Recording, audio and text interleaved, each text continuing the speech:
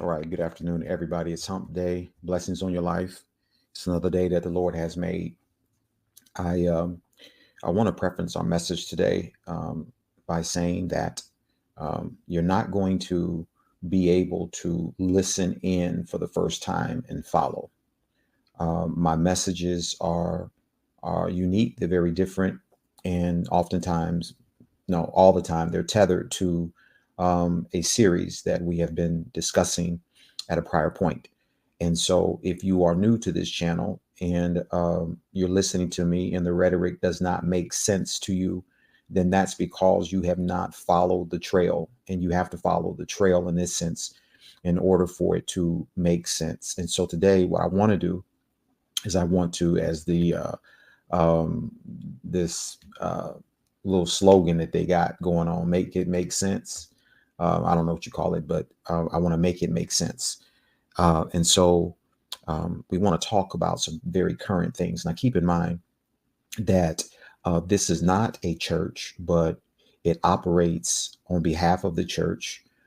It is a it is an operation, so to speak, that is designed, that I was called to by God to bring edification, um, to bring correction, and in so many ways. I want to keep it, as the young folks say, I want to keep it 100. And so there's a lot of things that I'm going to say on this stage that the world will sugarcoat and the church will not even address. So it is up to you to do your own homework, and you go back and you can vet what I am saying. But give it a chance, and you know, let it go over in your head a little bit. Think about it, and then just kind of go from there. If it doesn't fit, then you must have quit, I guess, right? So we want to make it make sense a little bit more. So I want to go back and follow up on last week's message, because the inquiries were that people were not able to follow along because they were just chiming in. And if you're just chiming in, you're not going to make sense of where we are today. So we preferenced the message last week with the title "Cries from a Child's Heart." Cries from a Child's Heart.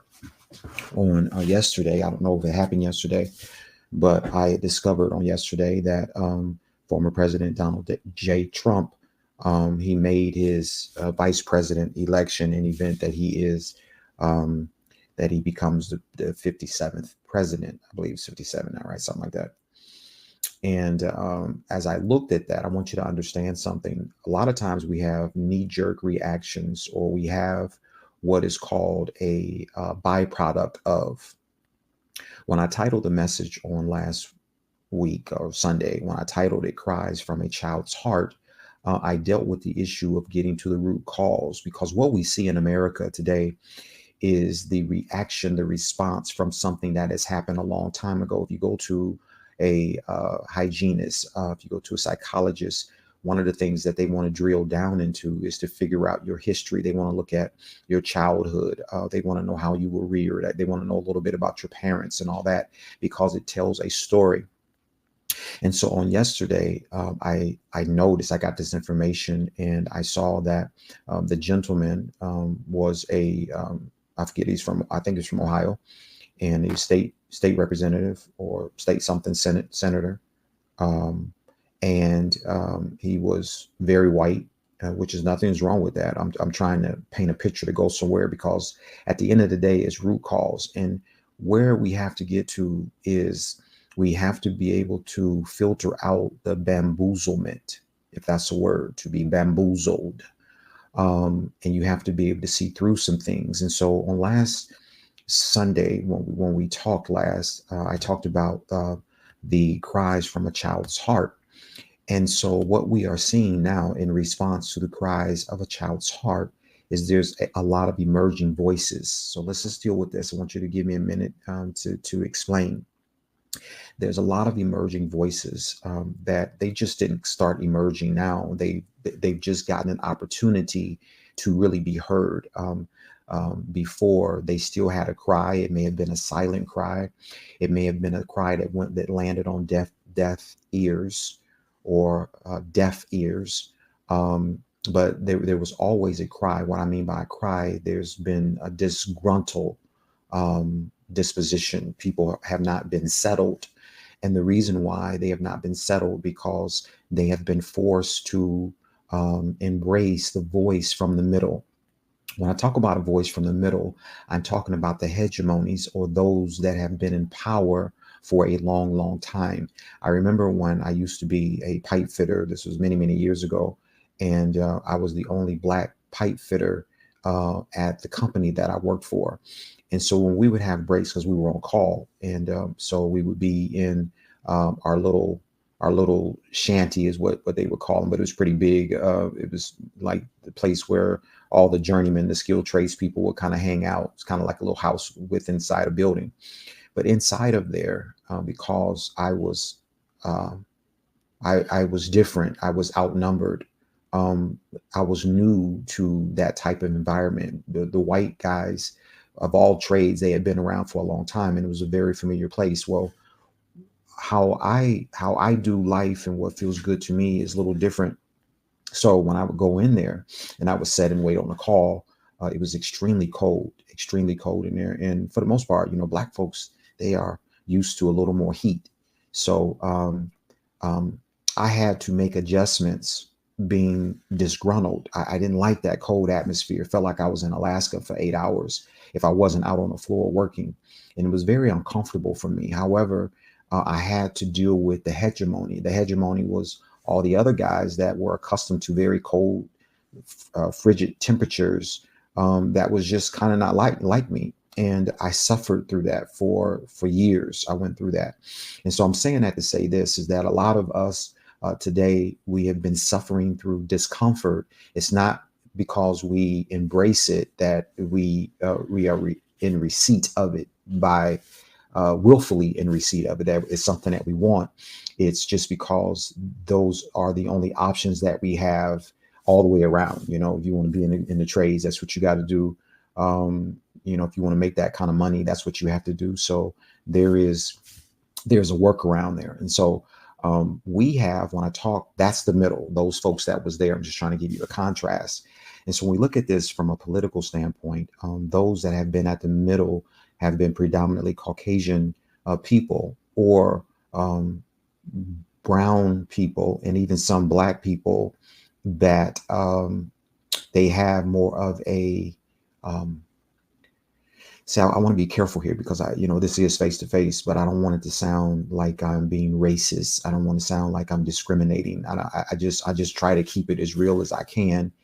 And some people will agree, some people won't agree, but they were the predominant voices that controlled everything. And then some folks that were black and brown, they could they could readily identify with the program, the way things were going, more so than the majority. The majority would feel one way, and then you had a minority. I'm talking about those that were of some type of color, whether you're brown or black, because we have that. And I'm gonna try to clear all this up here in a minute. And so they would filter into this other side. When they would identify with this other side, a lot of times people would relate to them as, sometimes if you was black, they would call you an Uncle Tom, or if you were of a different ethnicity, a demographic, they would say that it would be like Hispanic or Chinese or Japanese, and they identified as white because their skin color was closer to white than it was black, and their understanding, their culture, their rearing, their makeup was more white than it was black. Okay, and so you do have these people. So it's not carte blanche that there's black and white, and um, it's gray areas. Is what I want to say. Okay, so that being said, when we look at this hegemony, this power, if you will, to be, and why I'm titling my message today "Bamboozled," is because of what Trump did. But what I want you to understand is that um, there is a perception. There's a perception now. When we talk about the cries from the margins, those are the ones that are on the outside that are trying to get a seat at the table in the inside, to be able to be included, to be accepted, to be heard. And so this is the reason why you have all of these different movements now. You have the Me Too movement, the LGBTQ, you have the Black Lives Matter. You have a lot of different movements out there. There are voices, there are screams, there are cries from the children. And the children now are saying, you know, can you see me? Will you accept me? Understand me?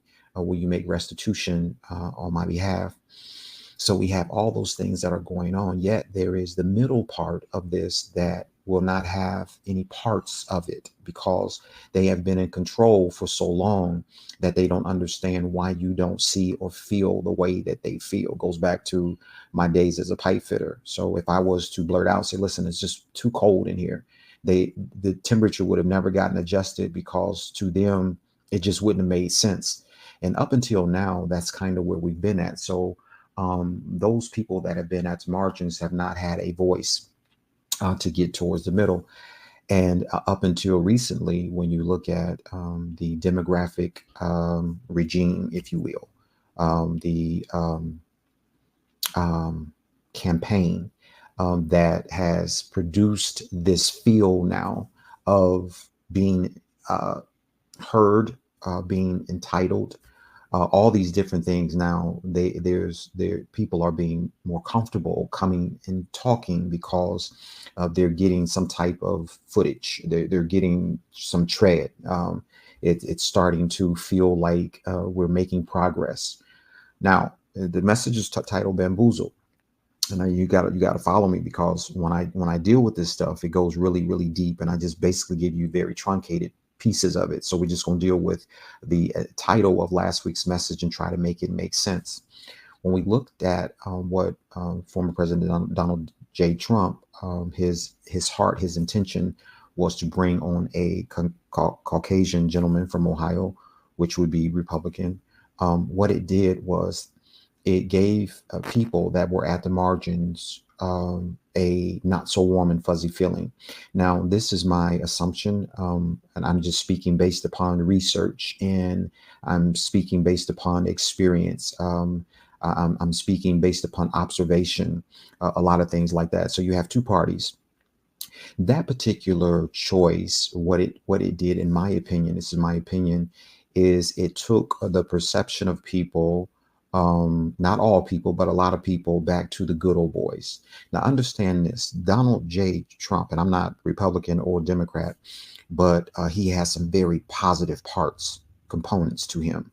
But he still has, because, you know, when you think of Donald Trump, you think of Juliana, whatever his name is, the the mayor, the ex-mayor of New York. All those, you think of those types of guys, all those ones that he had that was running with him and stuff. They kind of like the good old boys. Now they'll listen. It's just like Trump in one of the videos that I was looking at. And I forget exactly where he was at, but he had some rappers that came up that was endorsing him. And when they came up, they had chains on and they had grills in. And Trump made a comment. He says, I got to get one. I got to get me one of those, or some of those, or something like that. Right.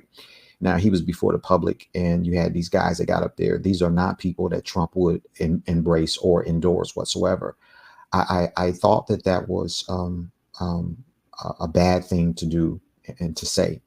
Now, this is the bamboozlement here, right? Because there's bamboozlement on one side. Actually, it's bamboozlement on both sides. And then there's a good part of what God is going to do out of all of it as well. And so he tried to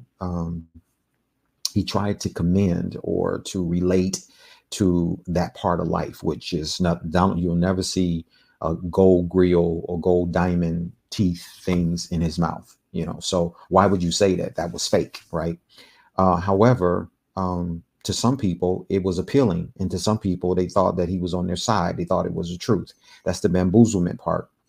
However, getting back to this part where he picked his choice as a vice president, right, which takes some people back to this space of the good old boys, which as I taught a message a while back, and I differentiated between what was it called? Law and order. Law and order for Black people means a whip, means a dog, means jail time. It means a lot of bad things. It means that the system is not going to work with them. It means that they can't vote. It means that legislation is not going to go their way and all that.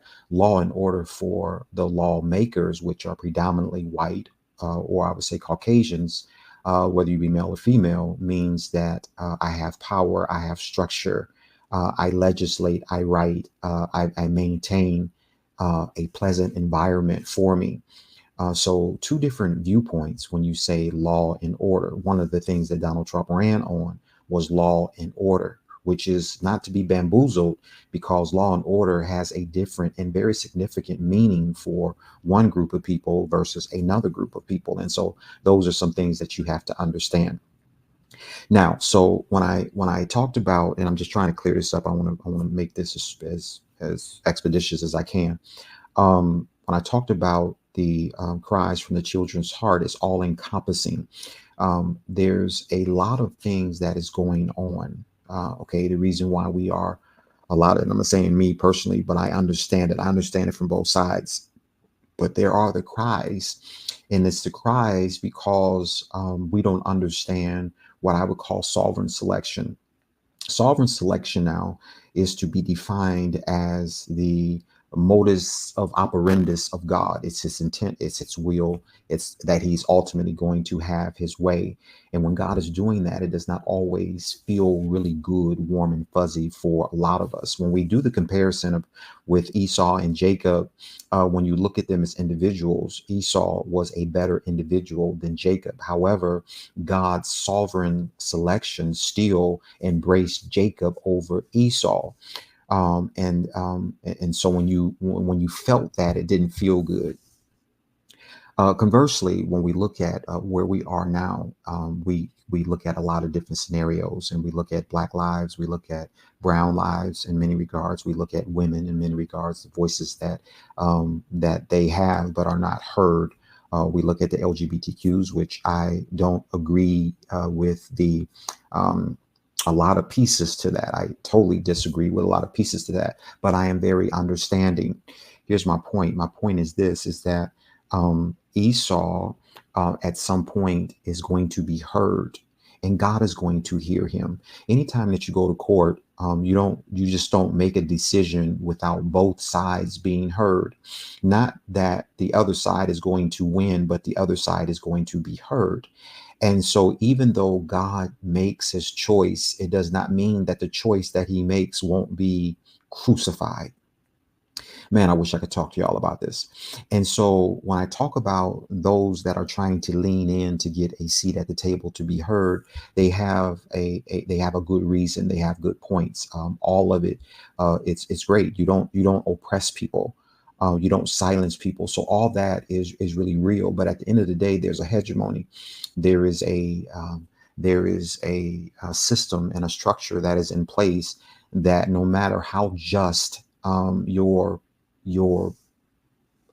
you are in your attempt, your cry, your plea to make restitution, it may not happen because of a system or a structure. And just as God has selective sovereignty, the government systems, they have selective immunity, so to speak. That means that I'm just going to do what I want to do because I want to do it, and it's not going to make a difference. You see that all the time. You see it in the movies. You see it in slavery. It could just be it's discrimination, it's racism. It's just that it just ain't right, and those that are making it not right, they don't care how you feel that it's not right. So when we look at all the dynamics of all this, right, you're going to have those that want to have something to say because they want to see change, and right now they're being given an opportunity for their voices to be heard and for changes to be made.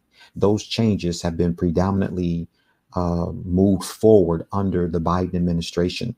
However, from a biblical standpoint, the Biden administration is juxtaposed to biblical principles and truths and laws and ways in many regards. Now, you could argue, and I'm not going to have time to deal with all of it because there's a lot of things that God is going to deny with Trump. because we're running on this Trump thing in comparison with Cyrus of the Old Testament, and I get all that. But what we don't deal with is the the attitude and the personality, who Cyrus really was as a man. Now, he could have had very good intentions to bring about a deliverance for Israel, in which he did. So God used him. He was anointed to do that. However, the Bible does not give us clarity on the relationship that Cyrus had with God on a personal level. And that becomes very problematic. And I will get into this whole thing about the last election and the reason why I feel that Trump lost and that God wanted him to be there. But it was more of a personal thing because although we don't see all the details and the interactions with Cyrus in the Bible, but I do believe that we can imagine what that would be like by looking at Trump's life and juxtaposing it to Cyrus. And even though Trump is in God's graces from an anointing standpoint to bring the United States of America to a place where the structure is back, the power is back. There's a lot of things that's going to be put back in place by bringing Trump in, and that's very good. The things as the border control and all that stuff, that's very good. However, there's a key element that is essential and that is very grounding for the will and the ways of God, and that is the love of God. And that is also the grace of God. Now, Trump does not demonstrate a disposition of love. He's very hard. He rules with a iron fist. It doesn't seem like there's a lot of forgiving in him. Conversely, the Democratic Party, it seems to be very passive and very forgiving and very like they can identify. The Bible says in Ezekiel that Ezekiel sat where the people sat, meaning that he was very relatable. Being relatable is not always the best thing, although it makes you feel good in the moment, but it's not always the best thing. So there are some dynamics that is going on with the theological concepts, the tension, and also real-time reality, current events that is going on right now. Because on one hand, God is concerned about the love aspect of it, and that's the reason why he really wants to deal with Trump and the ones that he would bring along with him from a compassion standpoint, from a kind standpoint, from a love standpoint, which may not readily be available. Now, the other things that's going to connect the countries and bring about respect and all that, he will be able to do it. Conversely, on the Democratic side, there are some things about the Democrats that God is just not going to be able to deal with. Although it feels warm and fuzzy, it gives you that warm and fuzzy feeling in the moment.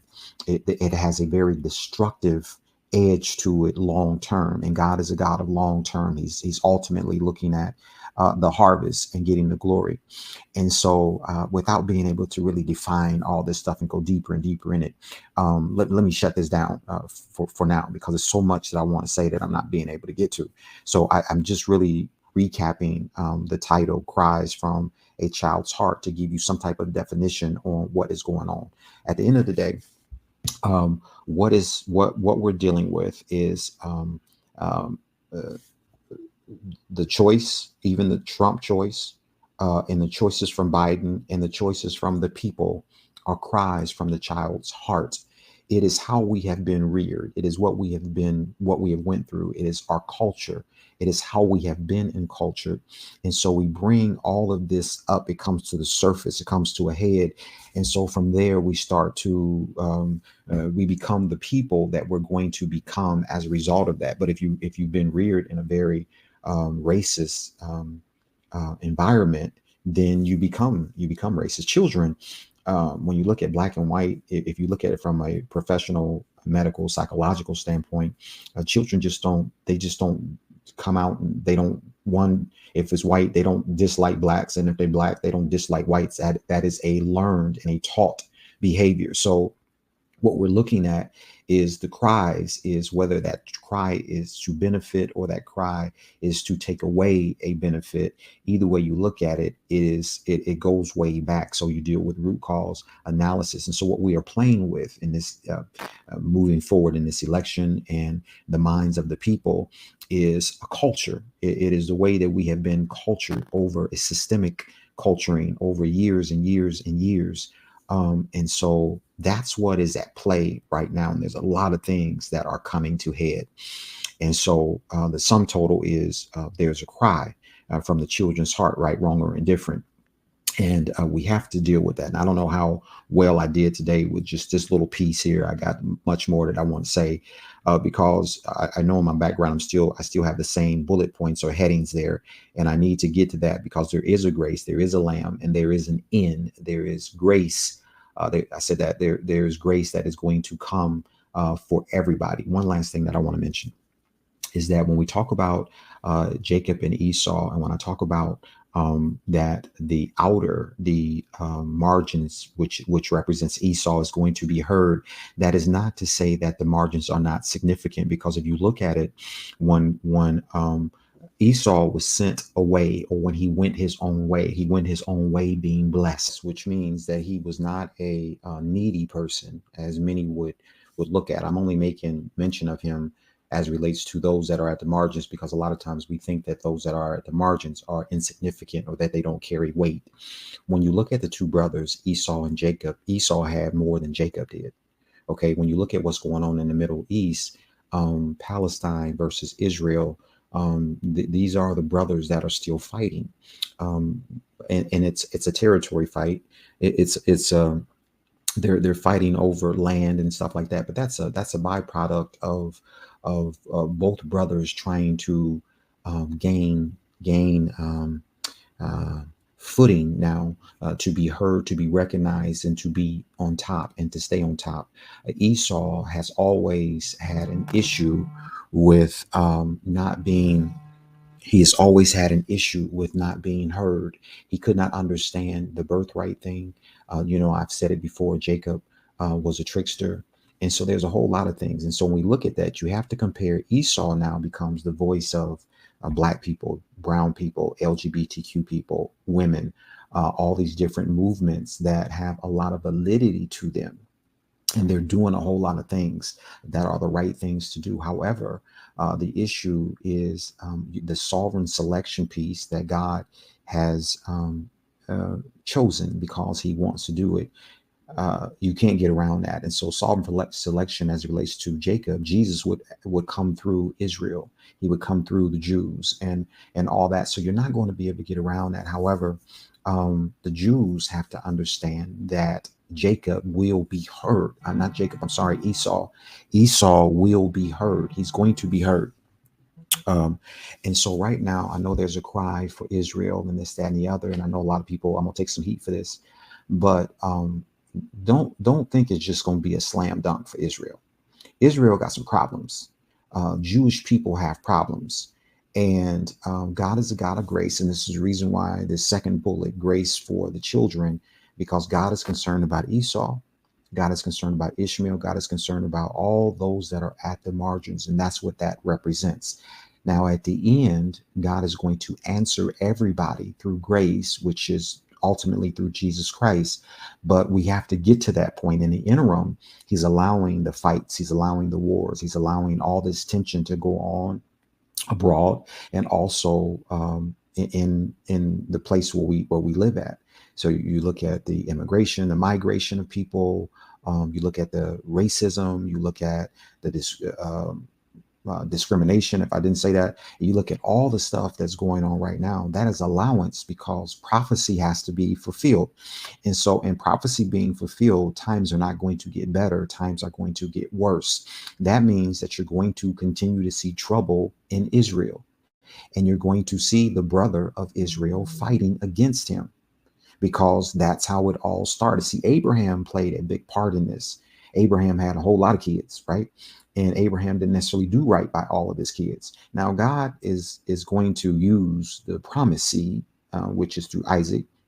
to get his will done in the earth, but he's still going to hear from the other children. And I have to talk about that at some point. Um, I want you to be blessed. I hope this has helped you on today. I want you to go in God, go in God's strength, go in God's peace. But most of all, I want you to go in God's grace. I am Dr. Donnie Eatman. I'm the face of face-to-face ministry. I want you to share this. I want you to subscribe if you have not. I want you to give it a thumbs up and all of that. And you can shoot me comments, messages, or whatever, however you want to do it, either voicemail or you can put it in the chat. Okay. I want you guys to be blessed. I love you. There's nothing that you can do about it. Shalom. Until next time.